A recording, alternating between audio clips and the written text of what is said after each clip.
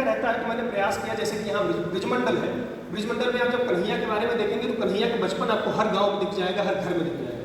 ठीक वैसे ही मैं गोंडा का रहने वाला हूँ, अयोध्या के बगल 60 किलोमीटर। तो हमारे यहाँ हमने मानस बात नहीं पढ़ी, राम जी की कथाएं हमारे बाबा के मुँह से, हमारी दादी के मुँह से हमारे मन में पहले आ गई। तो मानस पढ़ी बाद में, मानस सुन पहले। तो उस तरह से राम जी का हमारे यहाँ पूरे व्यवस्था में राम जी घुले हुए हैं। पर मेरे एक चिंतन का विषय था कि जिस प्रकार कन्हैया का बचपन इतना व्यापक है कि कम से कम हिंदी भाषी तो किसी भी क्षेत्र में कोई भी माँ को अपने बच्चे को कन्हैया लाड से जरूर बुलाती है, किंतु राम के विषय में हम जब देखते हैं तो वहाँ 5 वर्ष के बालक की मूर्ति प्रतिष्ठापित हुई है। जो भगवान राम 5 वर्ष के बालक के रूप में है, किंतु वो भी धनुष बाण नहीं, खेल नहीं रहे, कूद नहीं रहे। तो मैंने गीत लिखा, मैं उसके आसपास मैंने और उस गीत को प्रश्न उठाया और मैंने अंतिम अंत में प्रयास भी किया कि अपने कहीं उत्तर दे सकूँ। मैं वहाँ से शुरू करता हूँ कि राम ने है किया प्राप्त सब कुछ मगर राम के हिस्से आया क्यों बचपन नहीं। गीत का मुखड़ा थोड़ा भूल रखा, इसलिए मैं वहाँ सुनना चाहता हूँ।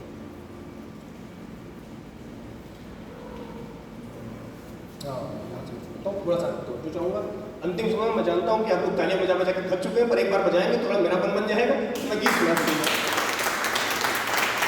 फूल भी शूल भी इस कथा में है, पर फूल भी शूल भी इस कथा में है, पर क्यों नहीं दिखता एक उपवन वही।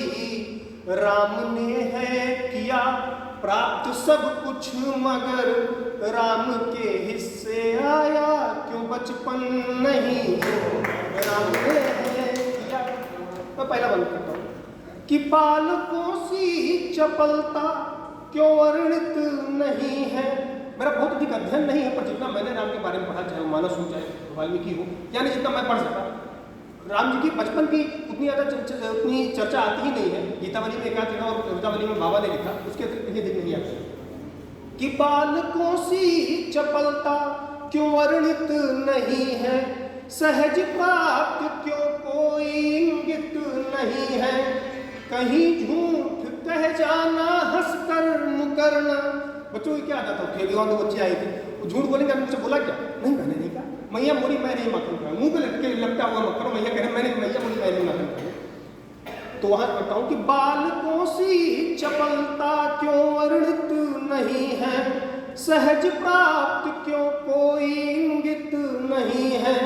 कहीं झूठ कह जाना हंसकर मुकरना क्यों बच्चों सा व्यवहार अंकित नहीं है, क्यों बच्चों सा व्यवहार अंकित नहीं है। बाद में बन गया त्याग जीवन भले। राम जी के बारे में यही कहते हैं, उनका जीवन त्याग में रहा कि बाद में बन गया त्याग जीवन भले, बचपना तो अयोध्या ही थी वन नहीं। राम ने है किया। और मैं अगला बंद करता हूँ कि पूत के पांव पलने में दिख जाते हैं, पूत के पांव पलने में दिख जाते हैं। हम सभी ने पढ़ा है सुना है इसे, क्या सुभग दृश्य होता कि जब मस्तियाँ, क्या सुभग दृश्य होता कि जब मस्तियाँ राम लल्ला की कर देते साबित इसे। राम लल्ला की कर देते साबित इसे। यूं तो अवतार हैं बाल लीला में, पर यूं तो अवतार हैं बाल लीला में, पर दिखता बाल को सा क्यों विचलन नहीं। राम ने है किया प्राप्त सब कुछ मगर। और अंतिम बंद है, अंतिम बंद में मैंने जो प्रश्न उठाया इसका मैंने अपने स्तर से उत्तर देने का प्रयास किया है। हमारे साथ कोई भी तरह की छोटी सी घटना घट जाए तो एक दूसरे को यही कह करके संबंध देते हैं कि विधि के लिखे हुए भी किसका चलता है, किसका वश चलता है। मैं वहाँ से बंकियाँ उठाता हूँ, ये अंतिम बंद है, आपका सुनना चाहूँगा कि विधि की छोटी पहेली का है हल नहीं, विधि की छोटी पहेली का है हल नहीं। प्रश्न कैसे विधाता के हम हल करें, जो धरा भार हरने को आए हैं वो, जो धरा भार हरने को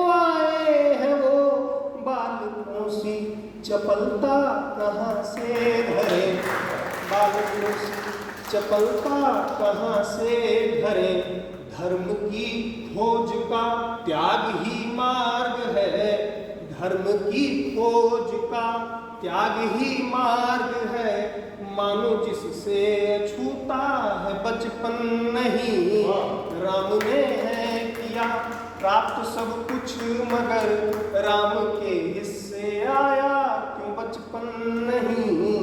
बहुत बहुत आभार। बहुत बहुत धन्यवाद ससुर भाई, आपने पूरी इतना मनोहर गीत प्रस्तुत किया कि सबको अयोध्या पहुंचा दिया। तो वापस ब्रज लाते हैं और आपने जो कहा तो यहाँ सब आशिक और इश्क चलता ही रहता है और ऐसा चलता है, वो चाहता है किसी को कुछ पता ना लगे, वो चाहता है किसी को कुछ पता ना लगे।